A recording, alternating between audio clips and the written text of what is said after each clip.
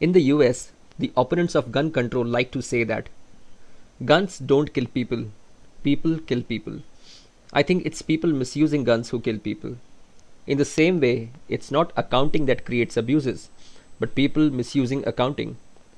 With this thought, let me welcome you to the second part of this video series on explaining how to read and analyze a balance sheet. In the previous video, we read through the equity and liabilities side of the balance sheet. Now, as you know, there is a balance in the balance sheet. Something must equal something else or it doesn't balance. So while equities and liabilities form one side of the balance sheet, the other balancing side is called assets. In this video, let me take you through the asset side of the balance sheet. The example I am using here is that of opto circuits. In simple terms, assets are what a company owns. So assets are what company owns. So these assets belong to the company. As we discussed in the previous video on equity and liabilities, those are what a company owes. So equity and liabilities are something which a company owes. So these are like sources of funds, and your assets are like the utilization of those funds. A company uses assets to conduct its business towards producing a profit. So that's a simple fundamental of an asset. From an accounting standpoint, an asset must have three characteristics. So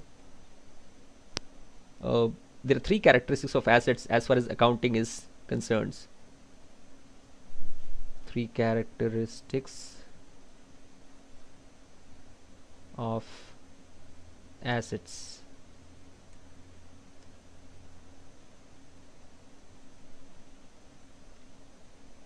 What's the first characteristic? The first is it has to have a value. Have a value. So something to be called an asset needs to have a value towards producing a return for the business. The second characteristics of an asset is it should be in a company's control.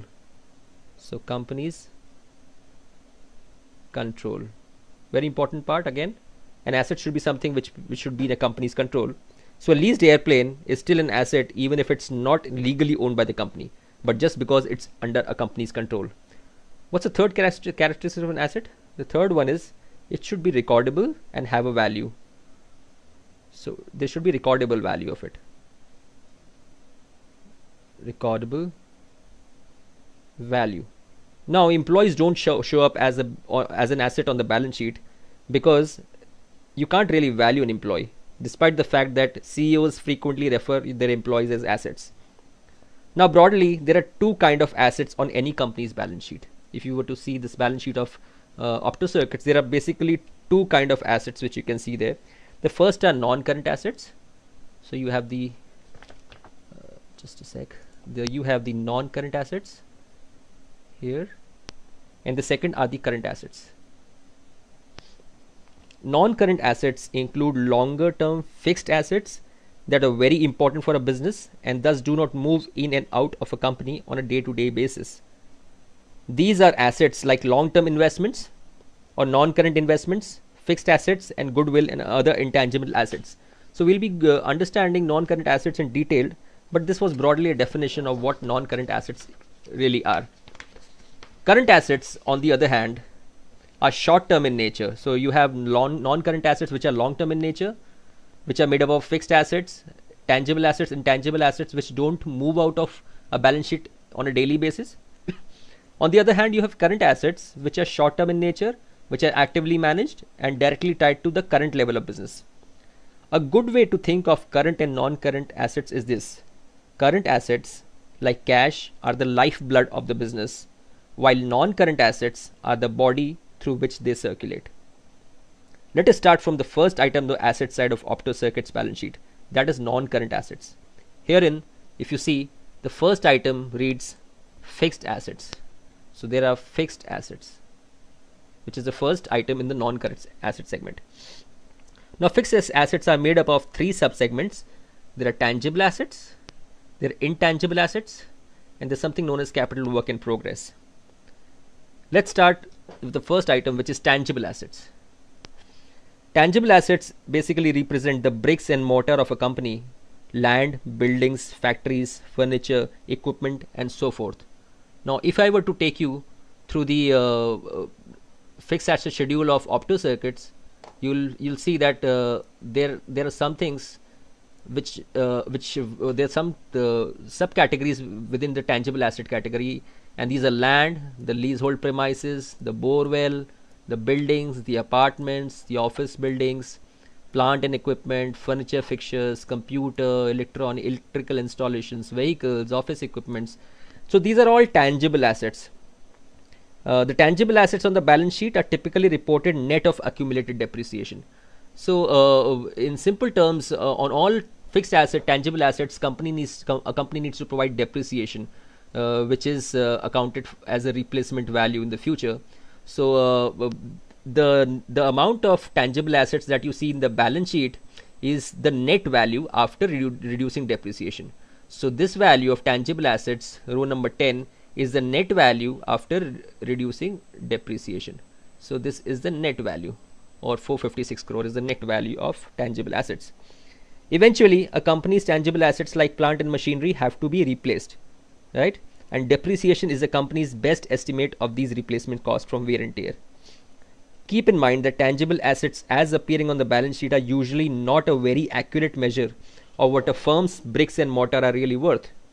Many times, buildings worth millions of dollars are reported at next to nothing in the statement showing tangible assets because of accumulated depreciation.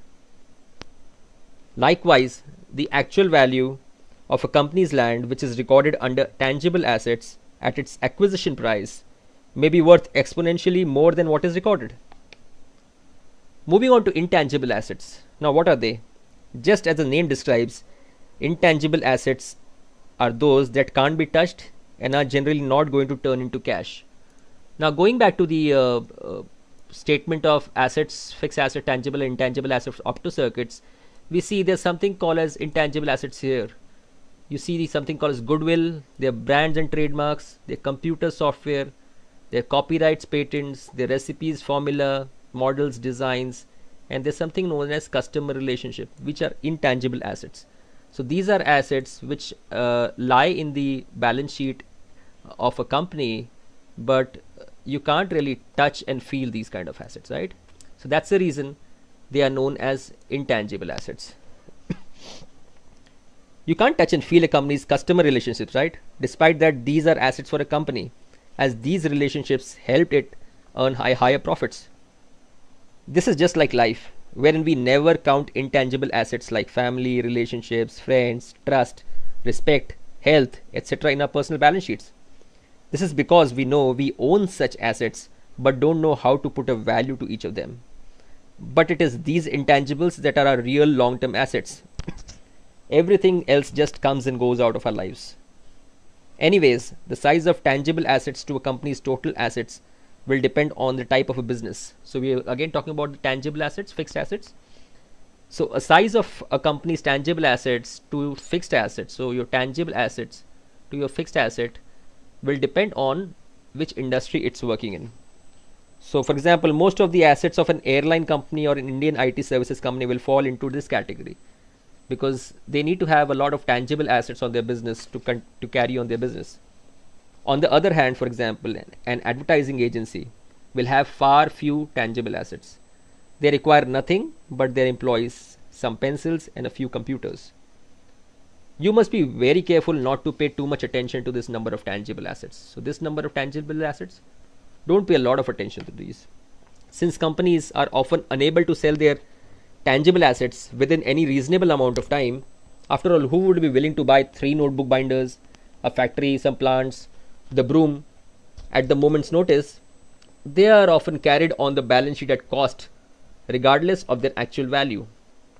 So it is possible for companies to grossly inflate this number, which is called watering the stock, by adopting lower depreciation rates or to write the values down to nothing. So while analyzing a balance sheet, you will want to look at this number of tangible assets with a raised eyebrow. Don't completely ignore it. That would be foolish. but certainly don't take it too seriously. Now, moving from tangible and intangible assets, we move to the third subsegment of fixed assets, which is capital work in progress. Now, as the name sounds, capital here refers to large assets that provide a future function for the company, like tangible assets, and they include things like property, plant, and equipment. On the other hand, work in progress, the work in progress in capital work in progress means any construction or assembly not completed at the end of the financial year. So if there's some work in progress in terms of setting up a plant and machinery, setting up an office building at the end of a year, and the work is still in progress, that will be referred to as capital work in progress. It essentially represents capital assets that are in process of getting built or constructed on the date of balance sheet preparation. So this entry allows, the entry of capital work in progress basically allows the company to keep track of assets even though they are not yet completed. Let's move down to the next item under non-current assets, which is called goodwill on consolidation. So you have the figure of goodwill on consolidation. Now, what exactly is it? As we discussed above, there was something called as goodwill under intangible assets, right? But that is the company's own goodwill created out of the respect the company commands in the market. So if you were to go back to look at the schedule of tangible and intangible assets for opto circuits, you see something called as goodwill, right? Which is a figure of around 6 million rupees. So now this goodwill is something also something which is the respect that the opto circuits commands in the market. What we are discussing here now, after talking about tangible and intangible assets, is called goodwill on consolidation, which is a different number altogether. This goodwill on consolidation is basically something which is created when a company buys another company and pays more than the target company's worth. For instance, let's discuss with this with an example. For instance, if a company B, so there's company B, so we're talking about goodwill.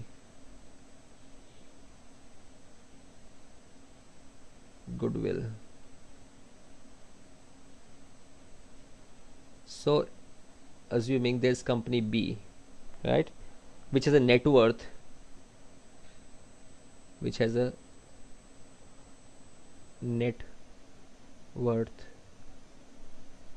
of say 100 rupees. So rupees 100 is the net worth of company B, and there's this company A which wants to purchase this company B, or which purchases this company B for acquires at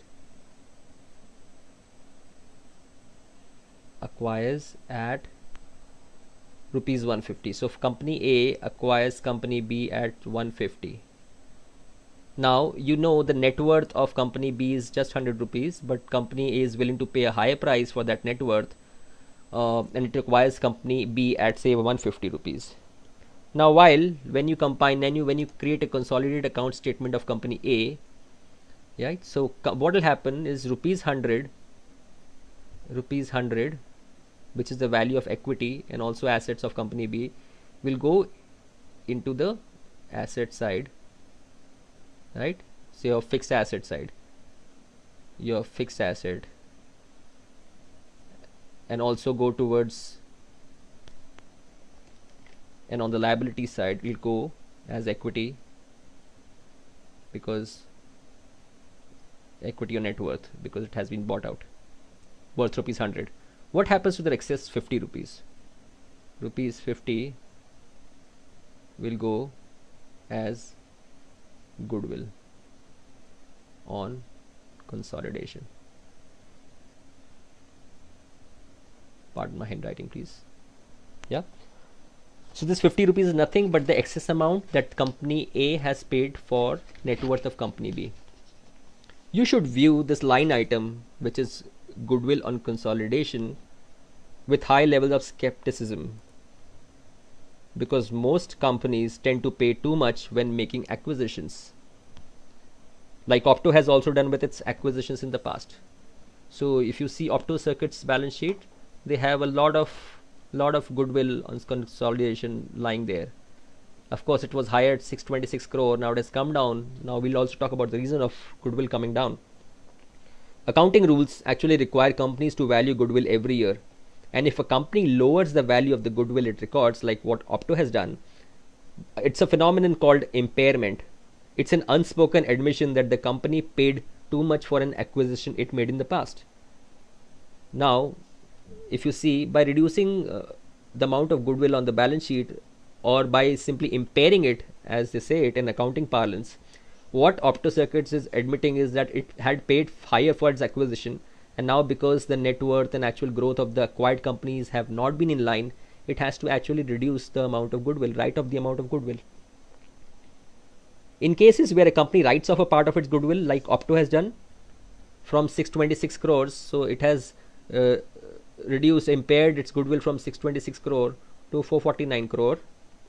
An equivalent amount of money is written off from reserves. So as we know, there's a double entry system in balance sheets or financial statements. So for every transaction on the liability side or asset side, there has to be an equivalent transaction on the asset side or liability side, or vice versa.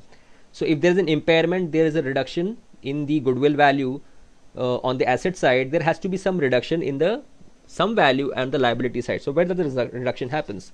The reduction happens on the reserves and surplus side.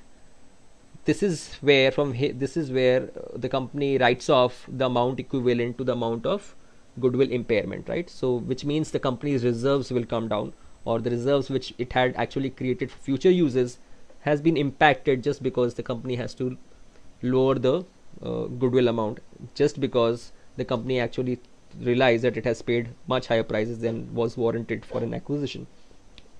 Survey after survey after survey show that most acquisitions fail globally for reasons like flawed business logic, flawed understanding of the acquired business, or flawed integration of the acquired businesses. So a lot of acquisitions, like a lot of stock market investments, also fail because the acquirer pays a big price for the acquired company, and future profits and cash flows of the latter are not able to justify the same. That's why, as an investor, you must always be concerned when a company makes large acquisitions, like Opto did. This is not only because the acquisition will take away precious management time from its core business, they will also create goodwill on consolidation on the balance sheet, which will be sooner or later get impaired, as history suggests. Personally, I see a size of an acquisition representing the size of an CEO's ego. Every CEO wants to make his company big, and in this ego to do this, he often takes missteps that prove detrimental to the company and its shareholders' future. So the moment you see a company acquiring big time, add a greater margin of safety to your chosen investments and review your decision to buy or hold on to the same. After discussing goodwill, let's now move on to the next item on the non-current asset side, which is the non-current investments. So you see a figure of non-current investments. Non-current or long-term investments represent the money invested in either bonds with long terms than 1 year or the stock of other companies. These aren't as liquid as cash and short-term investments. So these non-current investments, also known as long-term investments, so these are also known as long-term investments, are not as liquid as short-term investments or cash, and the prices may fluctuate. So it's possible that the value shown on the balance sheet may be too high or too low. So again, for non-current investments, it does not really make sense to go by the face value of the amount which is shown in the balance sheets. For example, the amount for Opto is pretty low, as 1,09,000. So not really, I won't be bothered by this amount, but yeah, it makes it you need to be very careful while looking at non-current investments in other balance sheets where the amount is huge, because these might not be shown at the right value. Sometimes they might be too high, or sometimes they might be too low. If it's a big enough balance, you may want to dig into the details to make sure you are comfortable with the kinds of risks the firm is taking with its excess cash. Now, if I were to look at OptoCircuits statements, so if I were to look at schedule number 11, which shows, so where's schedule number 11? This is 10 and this is 11. Yeah, just a second. So yeah, if I were to look at schedule number 11 here, which shows me non-current investments, I can see there are two small investments of 7,000 rupees in Centum Electronics and Microlend, which is 1,02,000 rupees. So these are pretty small investments, probably made in group companies or private companies which belong to the promoters. So I won't be really worried about this item on Opto's balance sheet, but if the amount is too large for any other company, just understand what exactly are those investments into, or where exactly has the money been poured into in the name of long term in the name of non-current investments or long-term investments. Moving to the next item on the balance sheet on the asset side, which is deferred tax assets. Now deferred tax asset is like an excess tax that the company has paid, and it arises due to timing difference in the value of assets as per the balance sheet and as per the Income Tax Act. As we discussed in the description of deferred tax liability in the previous video, depreciation is again the main reason for creation of a deferred tax asset. Let me again explain with an example. I of course explained in the previous video, but it's always good to refresh the things. Suppose a company purchases a car. Now let's look at, so again I'll draw a car. So company purchases a car for rupees 10 lakh. Yeah, rupees 10 lakh. Now depreciation on this car, now the depreciation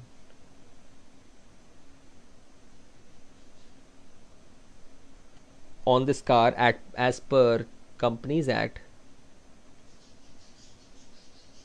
is at say 20%, which means depreciation will be 20% of 1 lakh, which is rupees, sorry, 20% to 10 lakh, which is rupees 2 lakh. And depreciation at the rate or as per Income Tax Act. Now the two depreciation rates as per Companies Act and as per Income Tax Act. So Income Tax Act is at the rate of say 15%,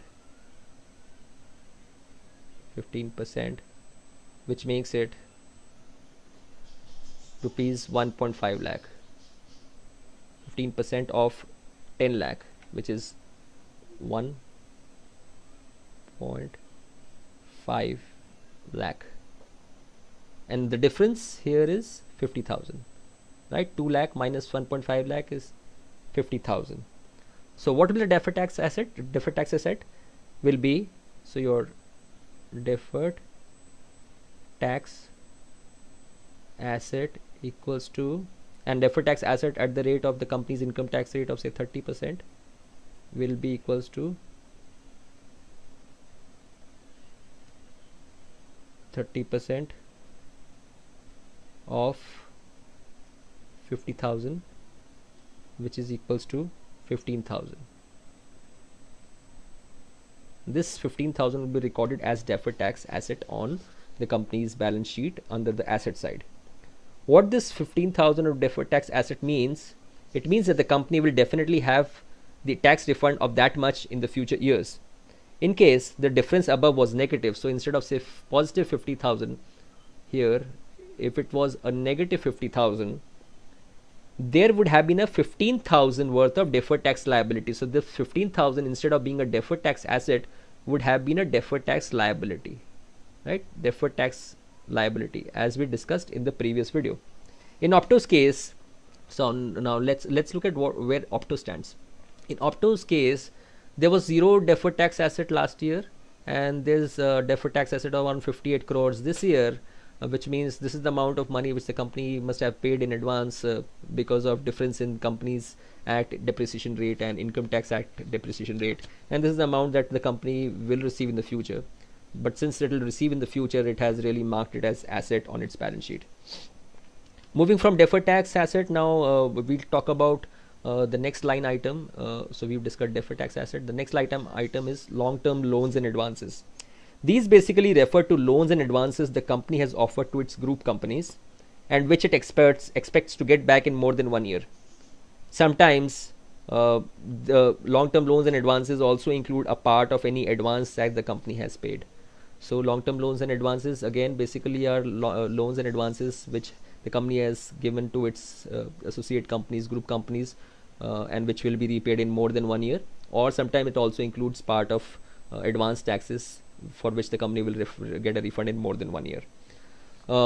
Moving on to the final segment of the non-current assets, we look at other non-current assets.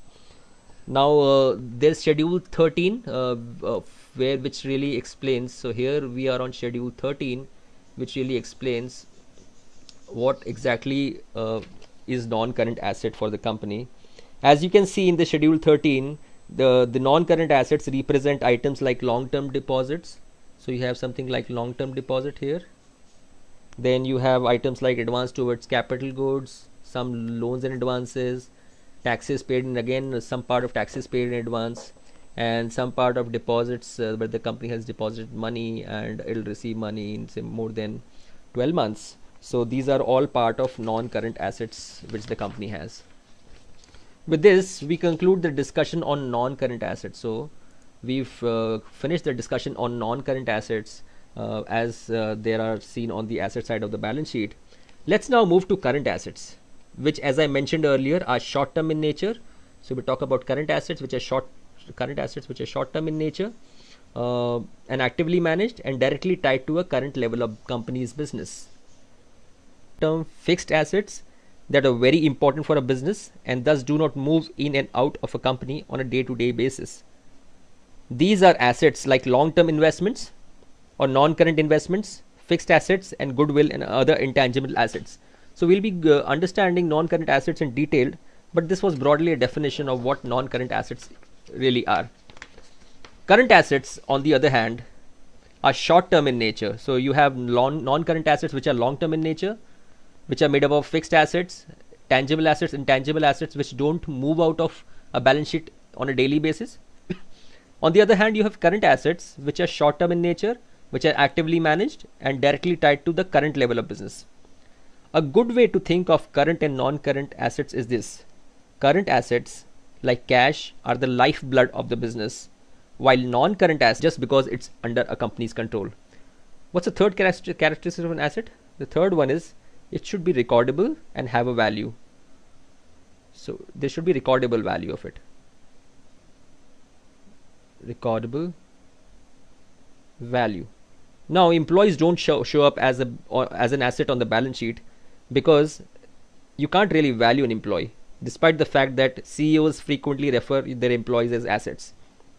Now broadly, there are two kinds of assets on any company's balance sheet. If you were to see this balance sheet of OptoCircuits, there are basically two kinds of assets which you can see there.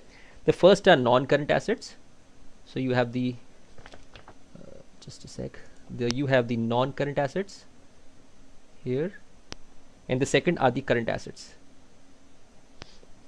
Non-current assets include longer, simple terms, assets are what a company owns. So assets are what company owns. So these assets belong to the company. As we discussed in the previous video on equity and liabilities, those are what a company owes. So equity and liabilities are something which a company owes.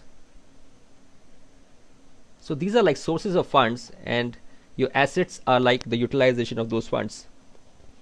A company uses assets to conduct its business towards producing a profit. So that's a simple fundamental of an asset. From an accounting standpoint, an asset must have three characteristics. So there are three characteristics of assets. In the US, the opponents of gun control like to say that guns don't kill people, people kill people. I think it's people misusing guns who kill people. In the same way, it's not accounting that creates abuses, but people misusing accounting. With this thought, let me welcome you to the second part of this video series on explaining how to read and analyze a balance sheet. In the previous video, we read through the equity and liabilities side of the balance sheet. Now, as you know, there is a balance in the balance sheet. Something must equal something else or it doesn't balance. So while equities and liabilities form one side of the balance sheet, the other balancing side is called assets. In this video, let me take you through the asset side of the balance sheet. The example I am using here is that of opto circuits. Insets as far as accounting is concerned. 3 characteristics of assets.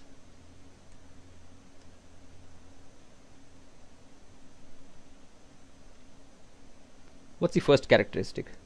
First is it has to have a value. Have a value. So something to be called an asset needs to have a value towards producing a return for the business. The second characteristics of an asset is it should be in a company's control. So company's control. Very important part again. An asset should be something which should be in a company's control. So a leased airplane is still an asset even if it's not legally owned by the company.